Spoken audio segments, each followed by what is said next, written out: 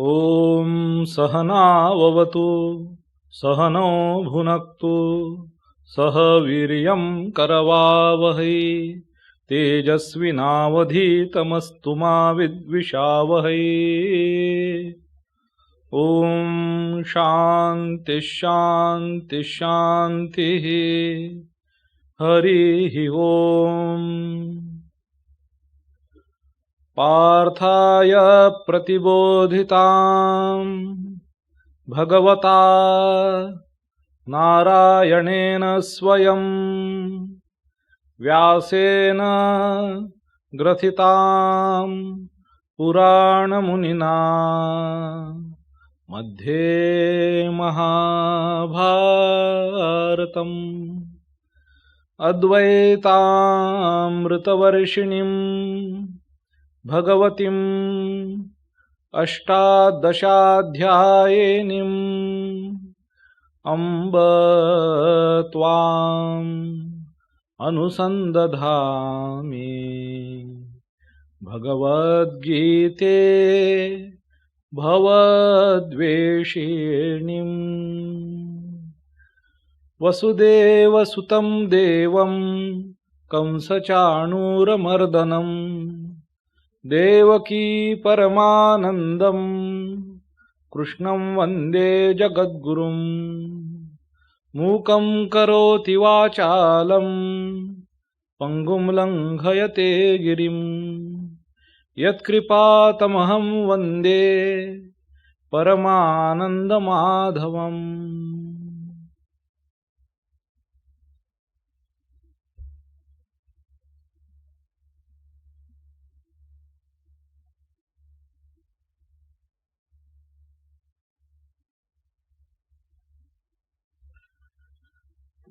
Namaskar. We are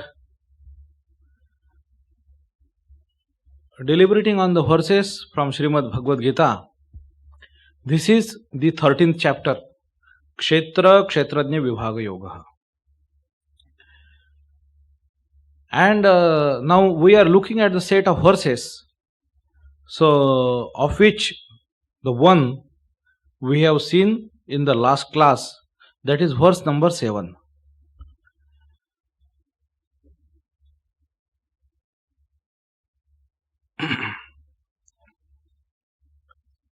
So here from verse number 7 to verse number 11, these some ideas about some specific character development. And Bhagavan terms this idea, he concludes at the 11th verse, he says that this is jnana. Etad jnanam iti proktam ajnanam yadatonyatha. He says that what does it mean that some particular behavior pattern is jnana? What is the meaning of that? Meaning that the person who has attained the jnana, that knowledge, it will reflect in his behavior in this way. That is the meaning. By corollary, it will follow that it will not be possible for an individual who has not attained jnana to be like this. Or if it is not manifesting in his life in this way, it would follow that that person has not attained jnana. So, we have seen that, and I have said probably in previous class, that here jnana in this, especially in the context of spiritual life, jnana does not mean what do you know. It always means that what are you transformed into, what is your being. And being means that you do not change. This is what you naturally are. This is what your natural tendency to be is. That is what is jnana. So knowing is being in the context of Vedanta. It is not necessarily with other branches of empirical knowledge. Knowing is not being. You know geography, therefore you do not become geography. In Vedanta, if you know Brahman, means you become Brahman. That is the idea. Therefore, knowing God means you become God. There is no other meaning. There is no gap. There is no air bubble. God does not become the subject of your knowledge. It is not that. You realize that you were altogether, always, nothing but the God itself. So, etad jnanamiti prokshat. Etad jnanamiti proktam. Ajnanam yadatonyatha. Yadato meaning that whatsoever is apart from this, anyatha. Yadataha anyatha. That is ignorance. That is pure ignorance. So, what does this mean? This I had said similarly in this 12th chapter, these verses from 11 to 19. What did I say? I say this is like meditation on the Brahman itself. Meditation on the consciousness, meditation on the perfection itself. Like what we see in the great texts like Ashtavakra Gita or Ashtavakra Sanhita. When the perfection is elaborated in this way, you are meditating on that state of whomsoever who has attained that state. In Taittiriya Upanishad it comes, it says, Brahmavit Brahmaiva Bhavati. The person, meaning of Brahmavit, who knows Brahman, with means to know. One who knows Brahman, he becomes Brahman. So we are meditating on this behavioral pattern.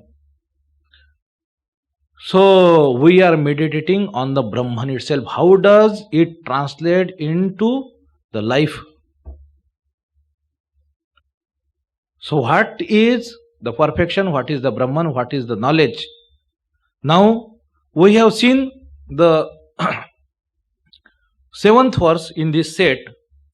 It goes as amanitvam, adambhitvam, ahimsa, kshantir, arjavam, acharyo pasanam shaucham, stharyam atma vinigraha. So I had spoken about the first half of this verse in the last class. Amanitvam, adambhitvam, ahimsa, kshanti and arjavam. So these 5 words, they mean amanitvam means your absence of mana.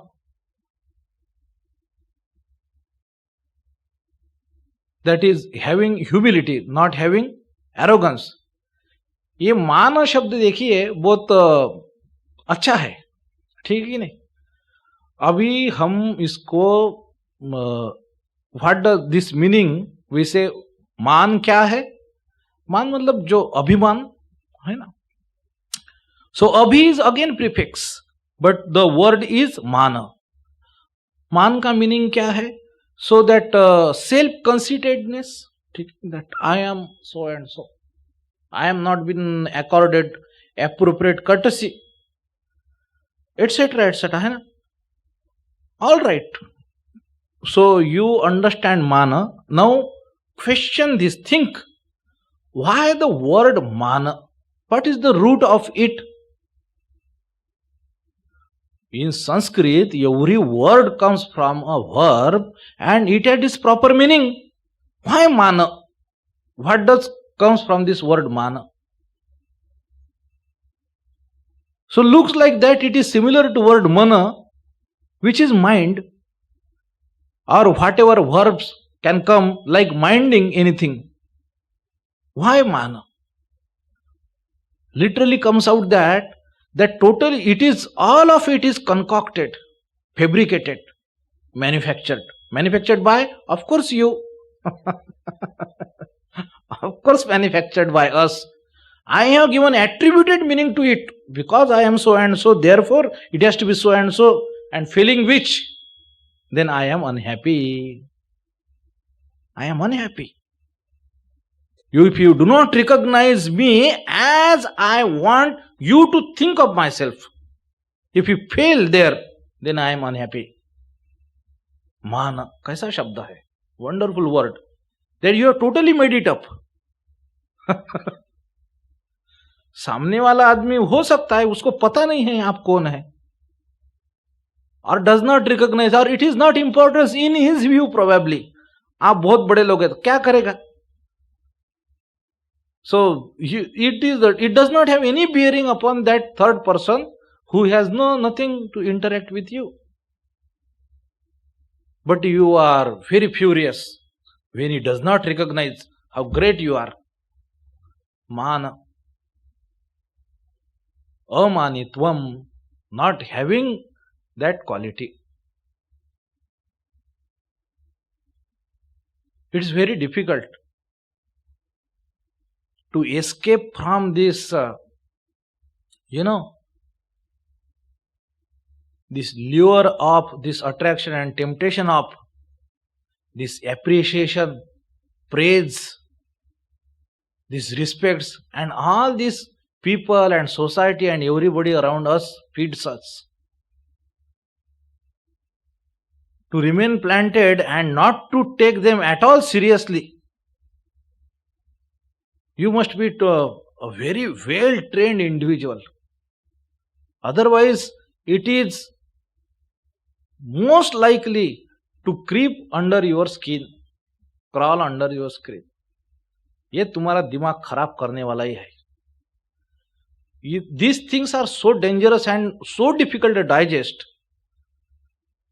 One incident I remember, it is written in the life of Swami Vivekananda, later that devotee, because when Swami Vivekananda went there 1893 and he delivered that first introductory speech of about 2 minutes.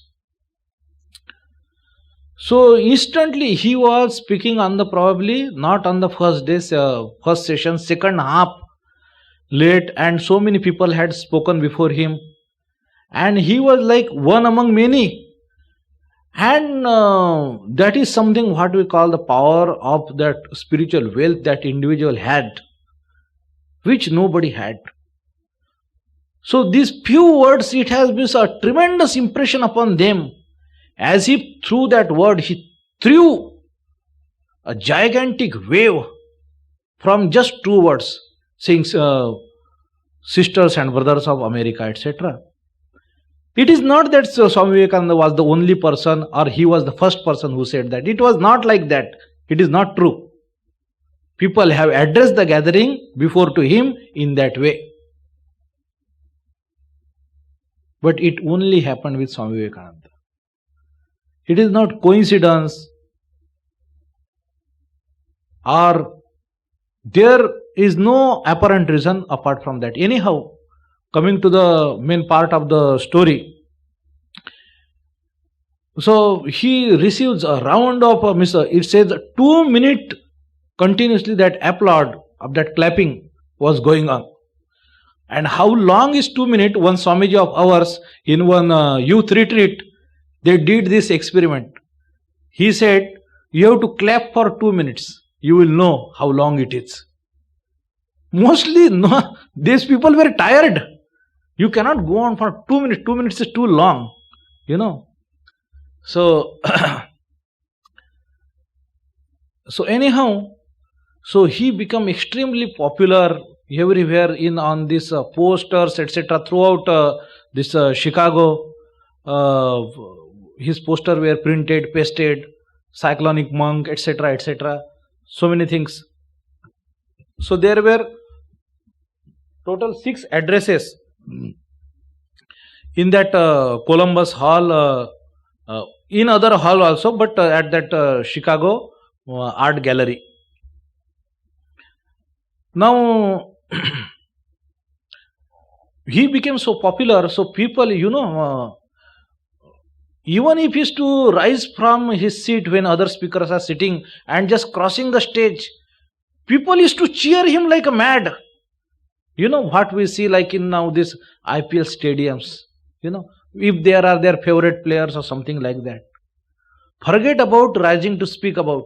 Even if he is passing somewhere, people is to rush, and in those people there were mostly ladies, young girls of the elitist of the elite society of America. So on that first day, when everybody was rushing to just touch his gown, his cloth, one lady, she remarks, she says, if he can digest this, meaning this praise, this success, this appreciation, this respect, etc. She says, if he can digest this, I will consider him a god. So this incident is written. Swamiji also said later that very few are there would not, you would not have find a person who could be able to digest such kind of reverence from the society.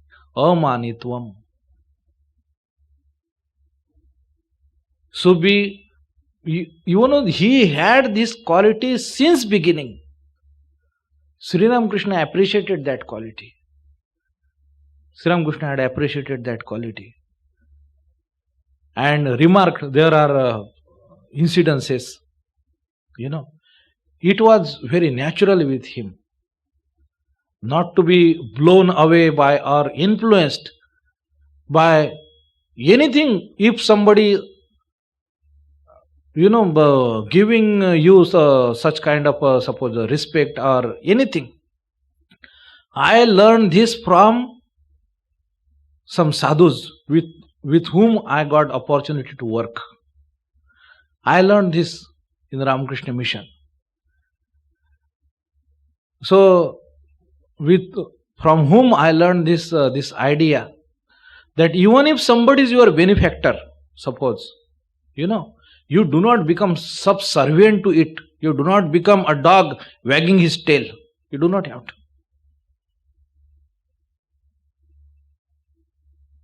And because we do not see in the society otherwise, you are immediately humbled.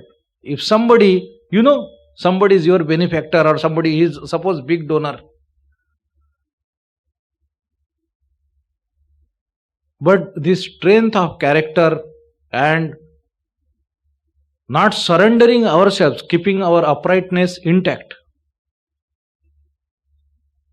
So these both aspects of amanitvam, it comes from this root idea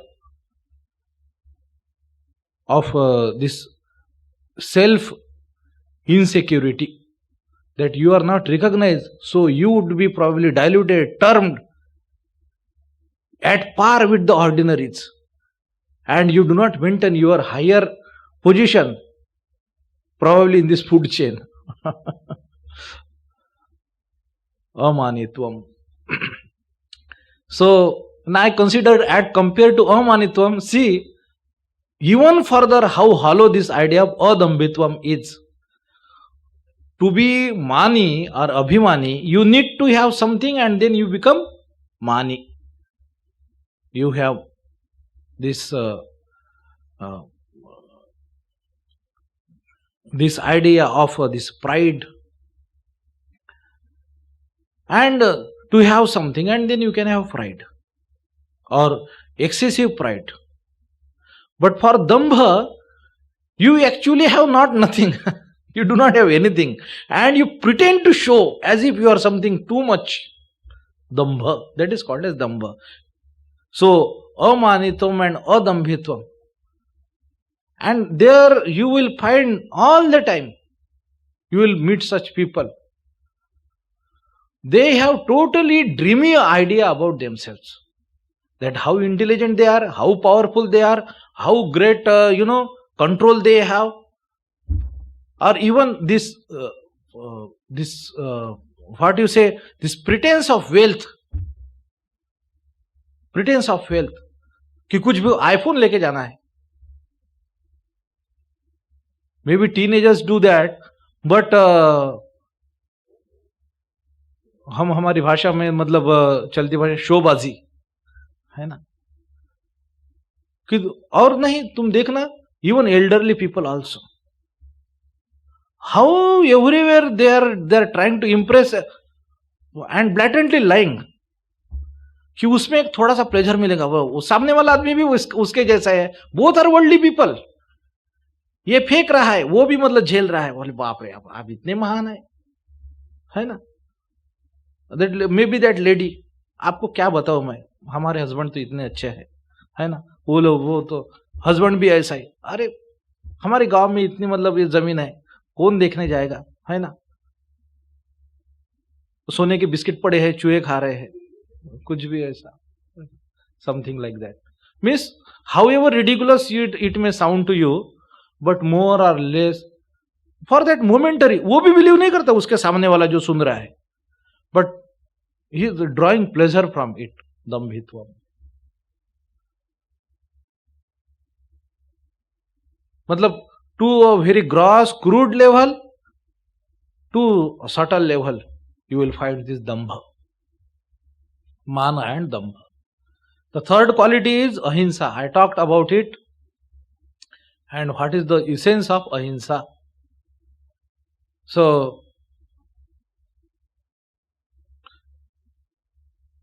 its true essence is not in the action but in the mind of the person, the intention of the person with which he is doing that hatred or despise, the absence of it is ahimsa. So killing or non-killing, you do not kill mosquito and then you are following ahimsa and you are filled with uncharitable attitude towards others, that is not a saintly life. हाँ, और बोल रहे कि नहीं नहीं हम चीनी को तो क्या वो चीटी को चीनी डालते हैं, and you are completely intolerant about little bit success of good of others, ये अहिंसा नहीं है.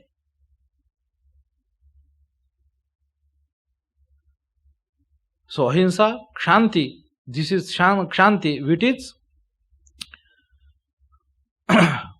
forbearance, titiksha. I gave you example, so I explained from Vivek Chudamani. And fourth thing is arjavam, that is straightforwardness.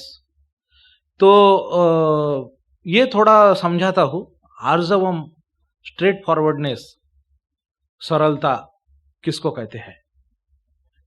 ये विजय थोड़ा पानी देना तो भैया।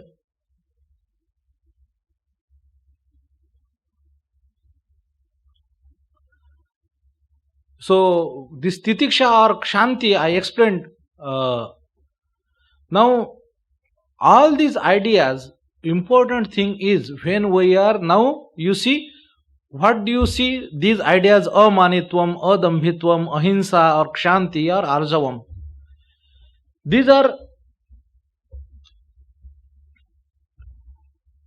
characterial behavior or behavioral patterns,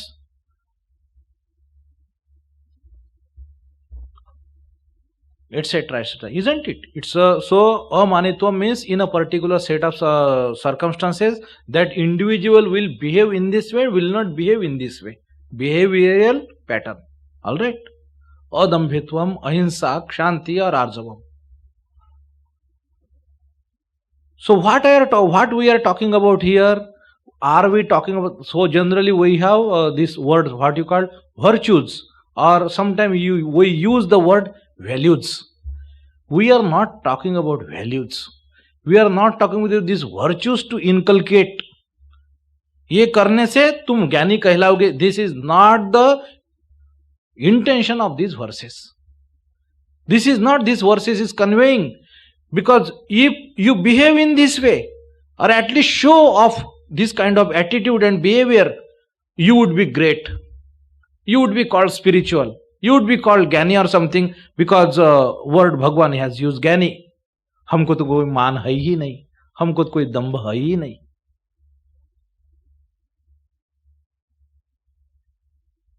The idea of this is to understand the nature of that individual who has attained perfection.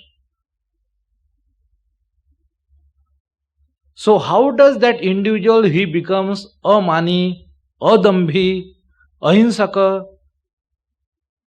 How does he have the kshanti and arjavam?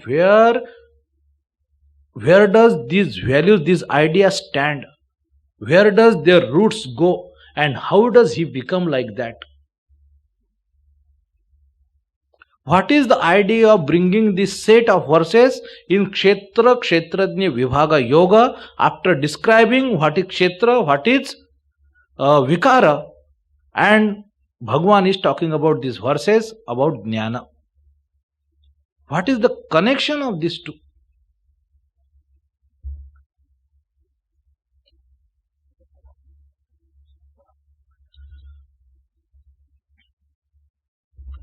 So, what is the mind in the mind of Sri Krishna when he very briefly, as if to touch that subject, he says, see, this is Kshetra, Kshetrajna, and the differentiation between these two is the real knowledge, he says in the second verse.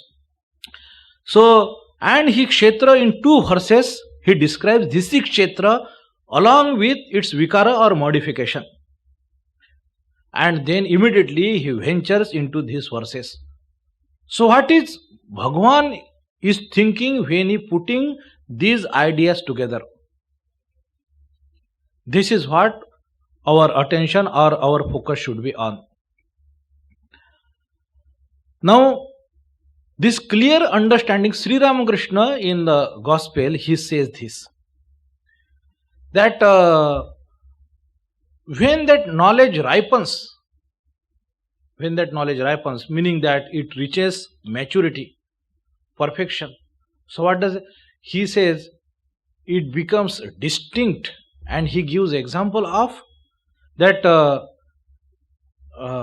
like a dry coconut in which its inner core is totally separated from its outer shell, and if you shake it, it makes a clear sound.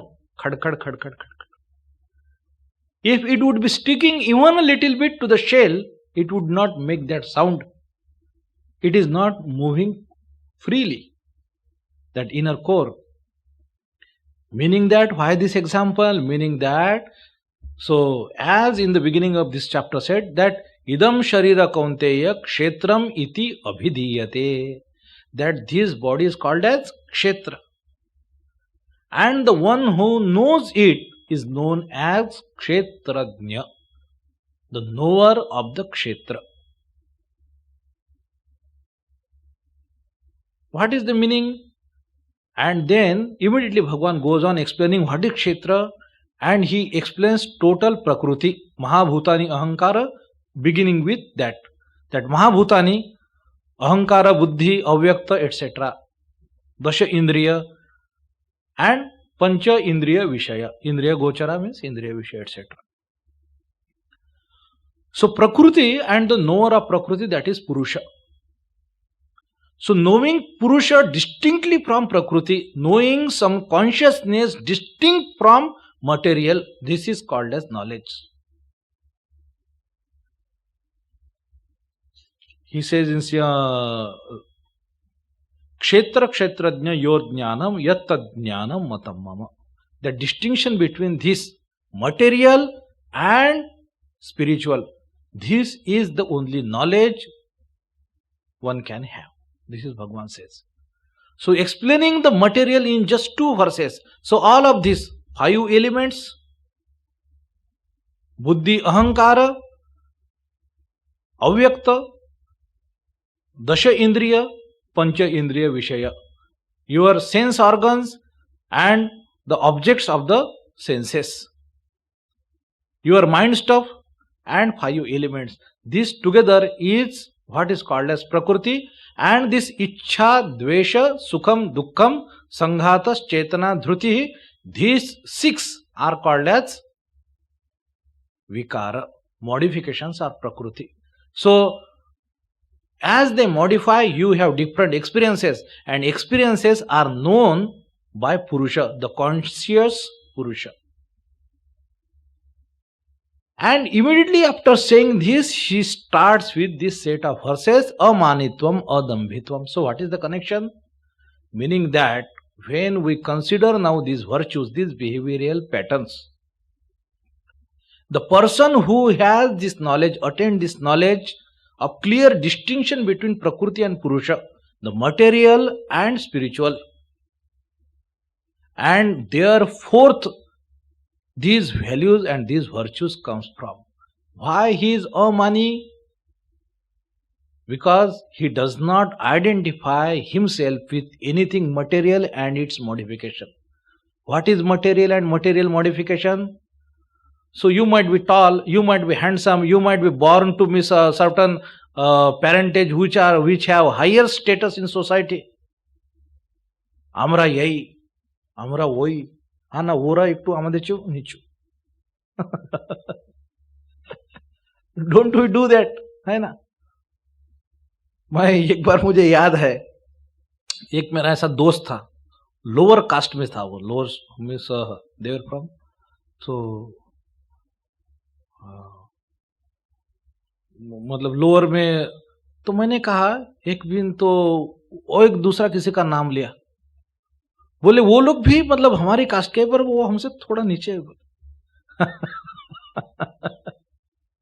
So all the time we are very happy with about our exclusivity, our being ourselves better than somebody else. We are very happy with that. So identifying with any such cause, any such material cause, will have this propensity of being mani, being to proudful about these things. And if you just term that this is material, this is not living, what wealth, what education, what successes, so with all its modification, material and its material modification, I am alone, that ever conscious witness of it, which never has any modification. So I do not have to be what happens in the world, then I can totally disregard it. Amanitvam. I do not have to shy away from my present status. I do not have to show off. Adambhitvam. Ahimsa. Whatever happens, whatever requires in the world to do, it might be done. I do not have to have that ill feeling, despise or hate towards anybody.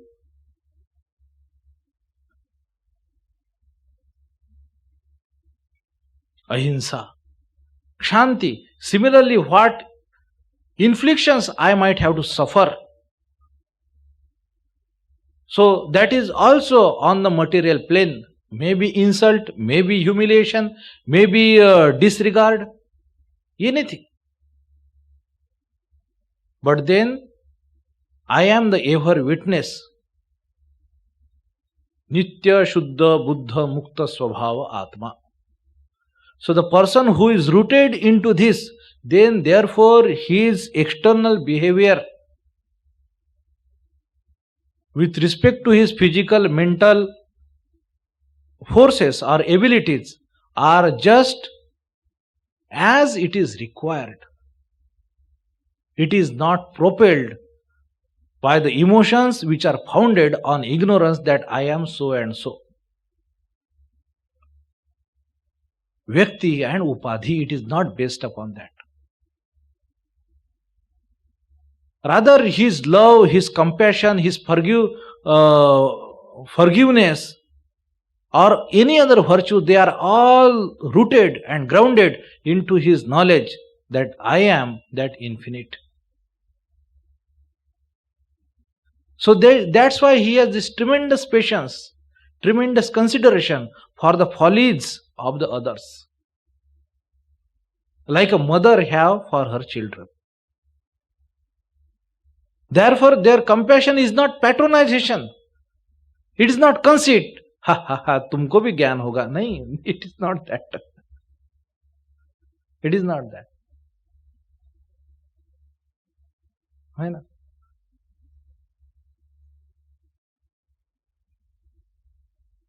So amanitvam, adambhitvam, ahimsa, kshanti.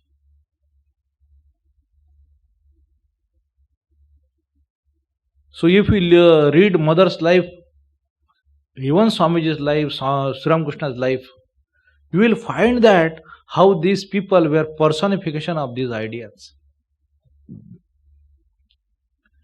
मैंने इसके लिए आपका अमानित्वम के लिए idea example दिया था श्री रामकृष्ण का, that he is already recognized by great many people in Calcutta who are in their domain, in their field, very respectable people. They are coming and taking the dust of feet of Sri Ramakrishna, and there somebody comes and think that he is a gardener Mali, उसको बोलते कि एक फूल लाके देंगे क्या वहां से, and he doesn't even mind, he simply cuts one फूल उनको देते, तो कहाँ रहते हो, क्या करते हो, पूछ रहे हैं. It doesn't even cross his mind that he is now somebody big shot, Paramahansa. So he doesn't, he doesn't wear that like an attribute, like an collar, like an, some acclaimed position. He is that. He doesn't wear that.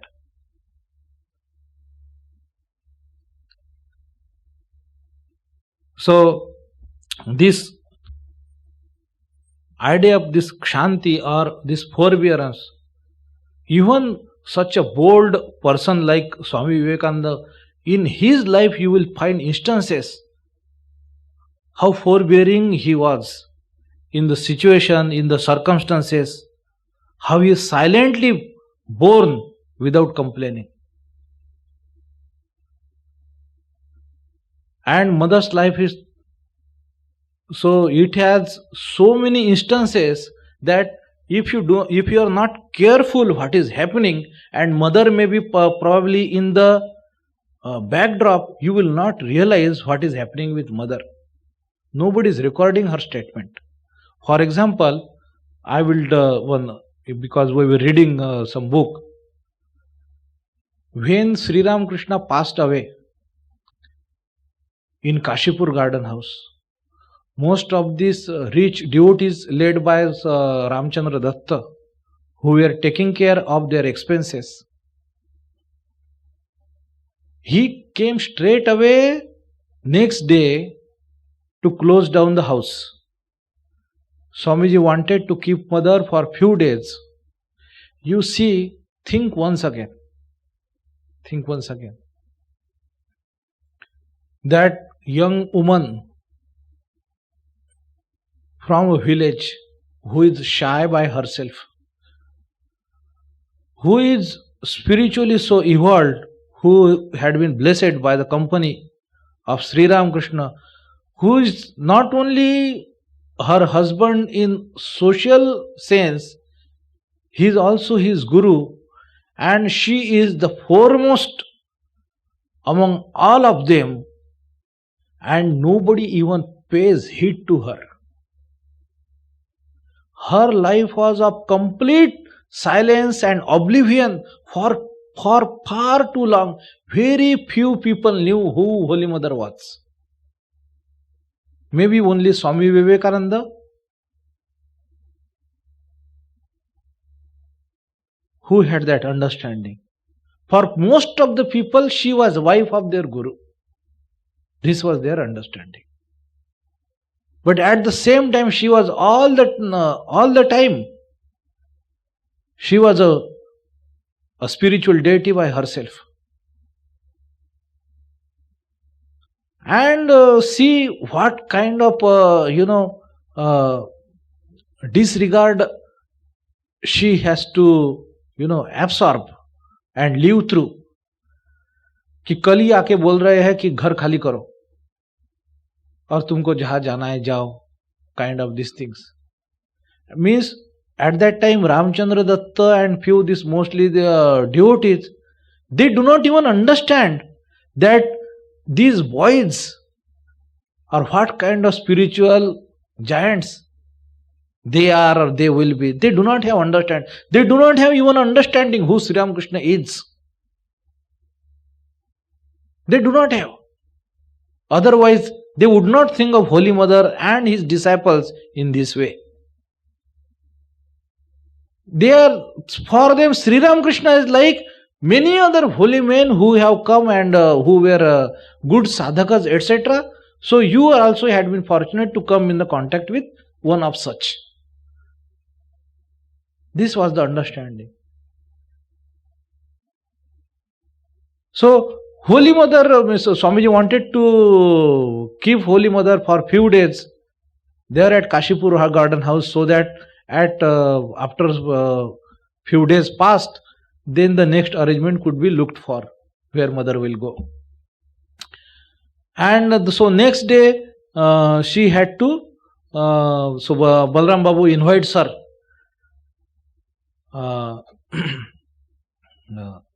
to his house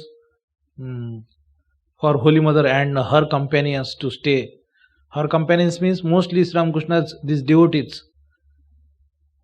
Latu, Kali, Budo Gopalda, etc. Here she is going, and but see, where Sri Ramakrishna enjoyed no worries on that count, so to say, she had to come down to this petty level to deal with these things, or at least to be aware of it. That was, but nobody is, recording even a heavy breath from Mother's side. How silently she is, witnessing and forbearing. She didn't show any ego ever to anyone. What she is capable of, what she can do, what she can undo. She never behaves ever in any position, in any way, like she is ignorant, one village woman, one Brahmin widow, as if in that mold, in that caste, she always live.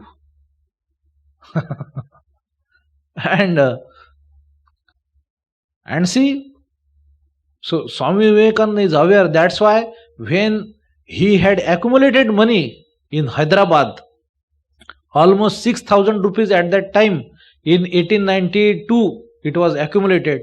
Swamiji distributed all that money. That money was accumulated for him to go to Chicago, because he thought that it is his own doing, and whether this is the command of God.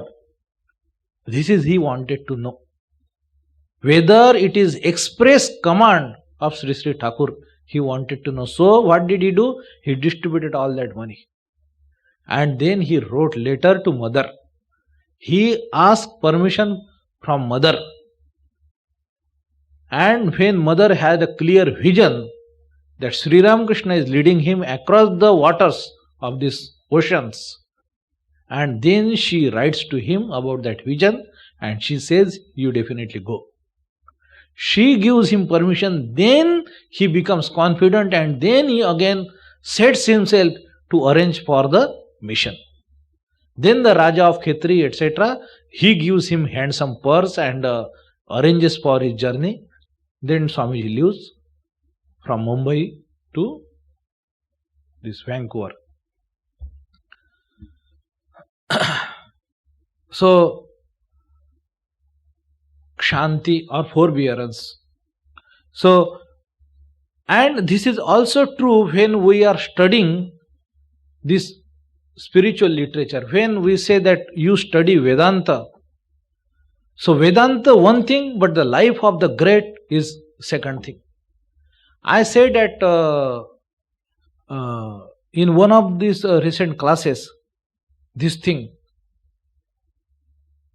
that your understanding of Vedanta would remain immature and imperfect if you just draw it from theoretical perfection and do not study it in the practical imperfection lived by the great ones, Mahatman. Rama, Krishna, are all spiritual giants, spiritual avatars whose life has been demonstration of these ideas. So text of the Gita at one side, but life of the Krishna at the other side. You see it in practical imperfection, and then only your understanding of Vedanta will mature. So people who are just, sticking themselves just to this theoretical perfection, you do not know Vedanta. This Mahapurush Maharaj has said to Swami Omkarananda, he was a great Pandit. He said, what are you reading Upanishad? Read our lives to understand Vedanta. Swami Shivanandaji Maharaj, he was otherwise a very simple person. So if you see his life, see his face or see his conversation, you will not find anything remarkable. Even from the life, you see Swamiji's face, you see what great, he looks something. Even Raja Maharaja's face, you see, Bapre, he is a great spiritual giant. From his face, you feel something. Or like Premanandaji Maharaj's face, Niranjana Maharaj's face. But if you see Shivanandaji Maharaj's face, like he might be any elderly person of that kind. What is something special? But there are numerous instances recorded by his disciples, the people who came in contact with him, that what a great spiritual giant he was. ये किसी ने एक incidence बताया, for example मैं आपको बताता हूं कि क्या हो सकता है, ठीक है कि नहीं. That so when he said rid our lives, whether he had authority, है ना, कि उनका लाइफ में उनको इतना अथॉरिटी है कि वो एक मतलब दूसरे स्वामी जी को उसको बोल सके कि उपनिषद क्या पढ़ रहे हो, हमारा जीवन देखो तुमको अगर वेदांत समझना है तो. वेदर ही हैड, ठीक है. So there are several instances, पर एक पर्टिकुलर इंस्टेंस मेरे मन में आता है और मुझे वो ठीक से पूरा याद भी नहीं, थोड़ा सा, लेकिन एक पूरा उसका जो क्लाइमैक्स है वो पोर्शन में एक बताता हूं. तो एक कोई व्यक्ति था, तो नागपुर में रहते थे वो, लेकिन वो यहाँ पे स्टाफ था, शायद कुक था. वो महाराज जी के शिष्य यहाँ पे नागपुर में आश्रम चालू हुआ. So this like our Mumbai ashram is founded by Swami Shivanand ji Maharaj. He laid the foundation stone. So also the Nagpur ashram. So somebody told him that you can ask Mahapurush Maharaj anything. You can ask even Brahma Gyana also. And he has capacity to give you. So he was convinced by that idea. He said, why not to straight away ask? Why to go this circuitous route? Whether I would ever be able to do anything about that or not, let us ask straight away, let us see. So that person recorded this incident, that he went there and Maharaj is sitting in his room and he thought he will go. So door is open and he probably knocked somewhere and knocked on the door sill, on the doors, and he asked permission to go in. So Maharaj ji probably just replied like that, who is there, in this way. So such a fear struck in his heart, like a death came upon him. And he could not step inside. He so frightfully ran away from there. He ran away from there. He was palpitating, he was perspiring. And it is not like that. He has met Mahapurush Maharaj several times. Mahapurush Maharaj has blessed him. Shivanandaji Maharaj has blessed him many times. But this time, with this intention, when he asked who is there, he felt as if death fell upon him.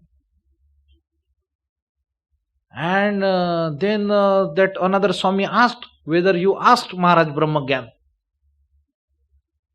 Then he recorded, see, this happened that He said, it's nothing like that, you go again.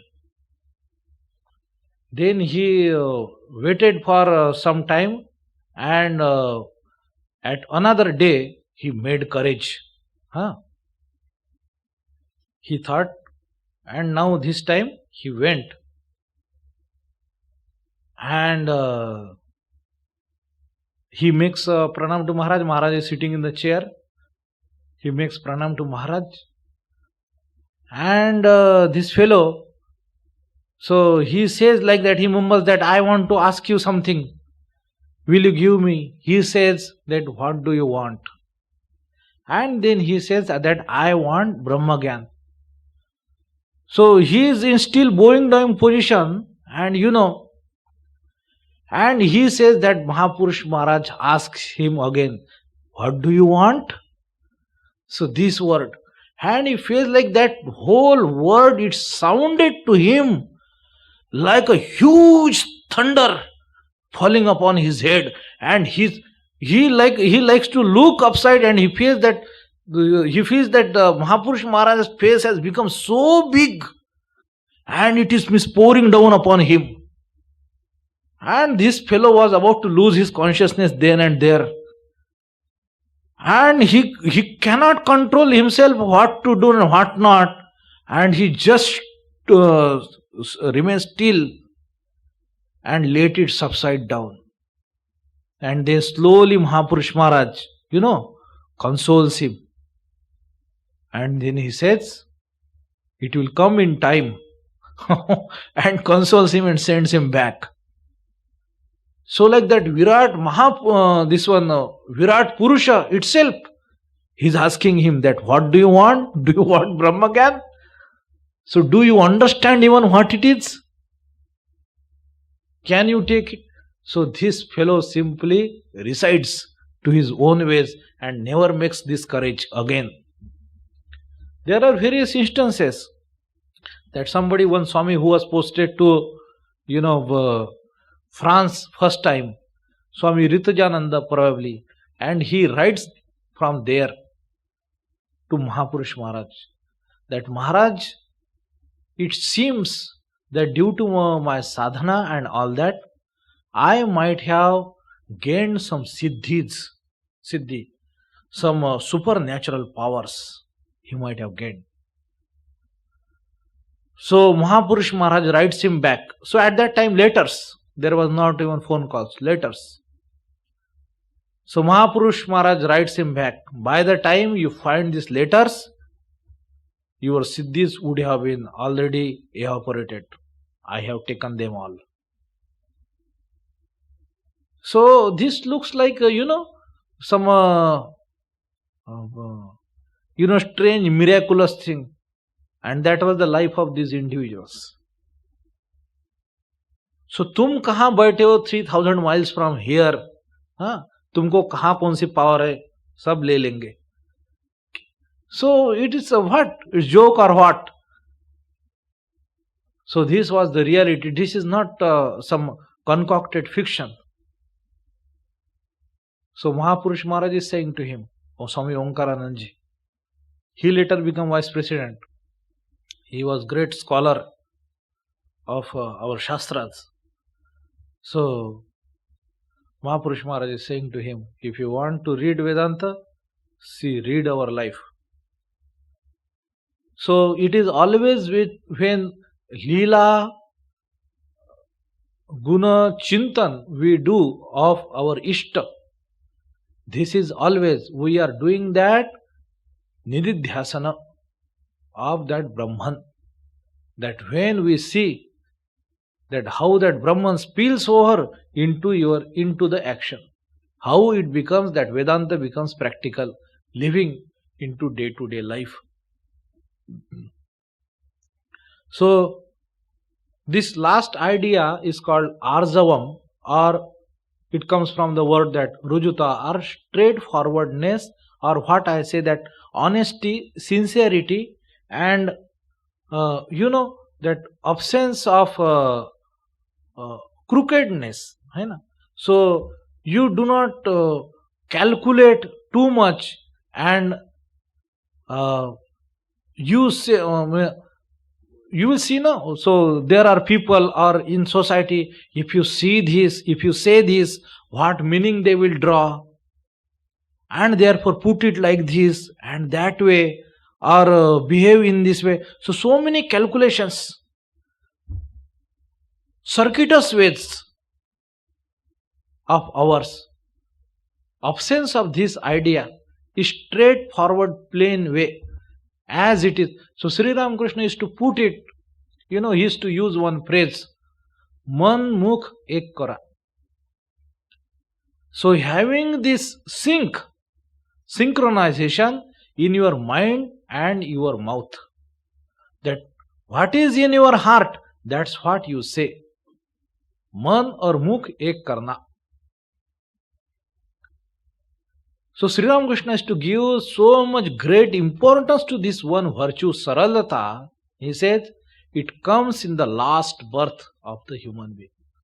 Meaning that there are births after birth. In the birth in which he will attain moksha, in that birth this saralata will come. So probably when we think ourselves as saral, so somewhat it might be different that what Sri Ramakrishna is referring to. Because it doesn't look like that this is my last birth.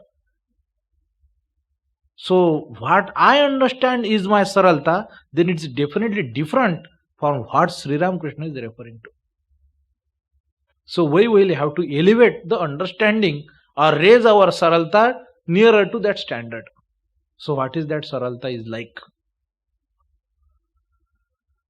Because these are the similar words Sri Ramakrishna is also using, we are also using. But they have totally different meaning altogether. So when we say saralata, now for example, what do they say? It means that, so these layers of ignorance which is covering this knowledge that you are not this body and mind, you are the Atman. This ignorance which is arising out of this confusion that I am this body and I am this mind, and therefore this asakti, attachment and desires, and therefore such karma. This is what is ignorance, layers of it is made up of. So saralta means there would be this intervention of these layers would be thinner. Meaning that as soon as Guru says Tattvamasi, that you are that truth, the disciple is immediately able to realize this is the meaning of saralta in their context. It is straightforward for them. It is very easy for them to immediately grasp the spiritual truth. It immediately becomes motivating, urging them into action, to imbibe them, to immediately to realize them, to translate them into action.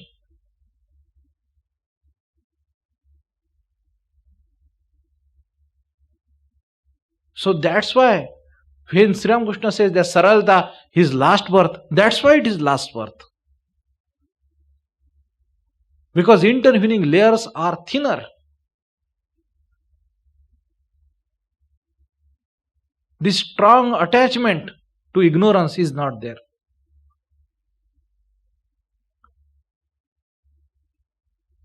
Arjavam. So this class also went into discussion about this half verse only. So remaining half verse is still remaining. Acharyo pasanam shaucham stharyam atma vinigraha.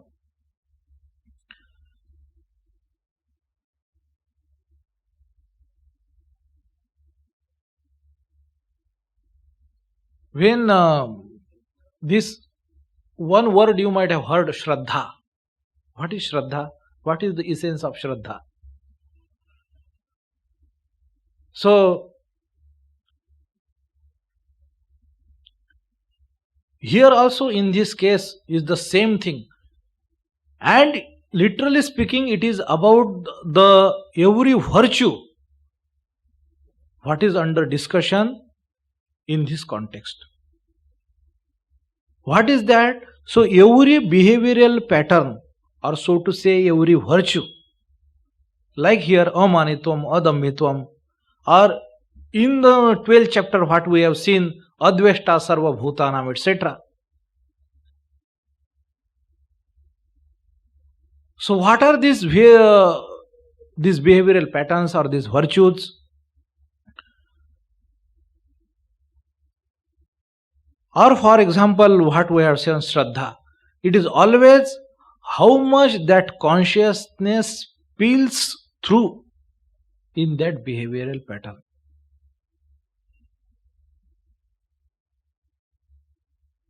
How much it can become manifest.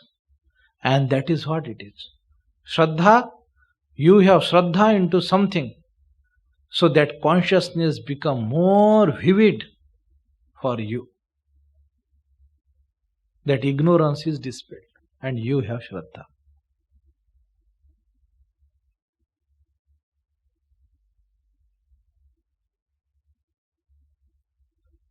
So how does it happen? That means your mind is focused, settled, and there are less distraction. Your mind is vibrant.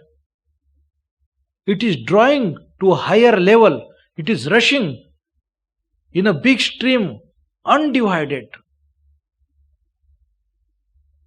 And that flow, that like a laminar flow, is attained, and as if that is the condition, is the prerequisite for the manifestation of this consciousness is coming through, coming from within outside. And that's what is the cause, is the substance of the higher experiences in spiritual life.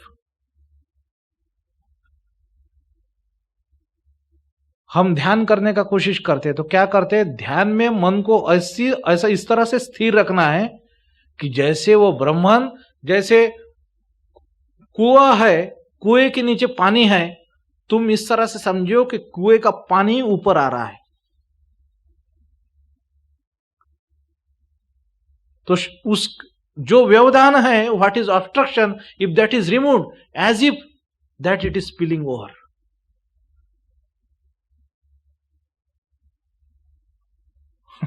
ठीक है कि नहीं? So even for, so we make, ध्यान करने का कोशिश कैसा है कि एक छोटा सा चैनल है, हम उसको स्टेडी बनाते हैं, तो जहां पे कभी कभी एक ड्रॉप आता है तो वहां से धार लगने लग जाएगी.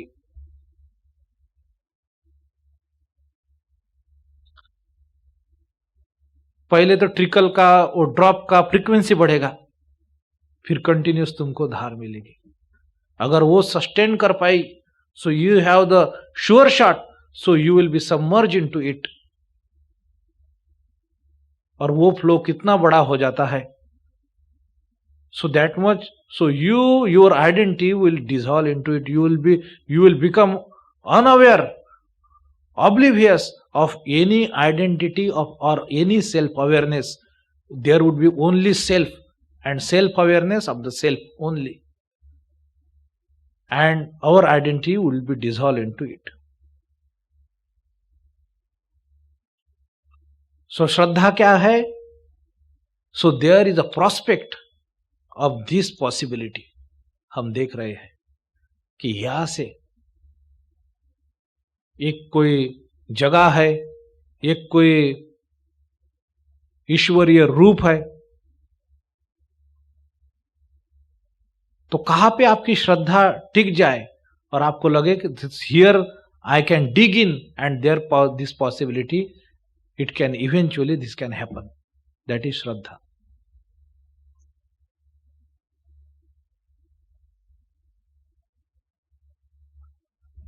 तो ये है इस ब्रह्म का ध्यान, है ना, उस चैतन्य का ध्यान, कि कैसे महापुरुषों के जीवन में या फिर कैसे ये जहां पे ज्ञान अपनी परिपक्वता को पहुंच जाता है, वहां पे इन लोगों के जीवन के लिए ये व्यवहार सामान्य और सुलभ और प्रकृतिस्थ हो जाता है. सो धिट बिकम्स देयर नेचुरल डिस्पोजिशन. अगले संडे क्लास नहीं होगा 19 को. ओम शांति शांति शांति. हरि ओम तत्सत. श्री राम कृष्णार्पणमस्तु. और हाँ, 19 को नहीं होगा तो 26 को भी नहीं होगा. 26 को प्रोग्राम है, 25 26 को. ठीक है कि नहीं? सो आफ्टर 26 इन जून.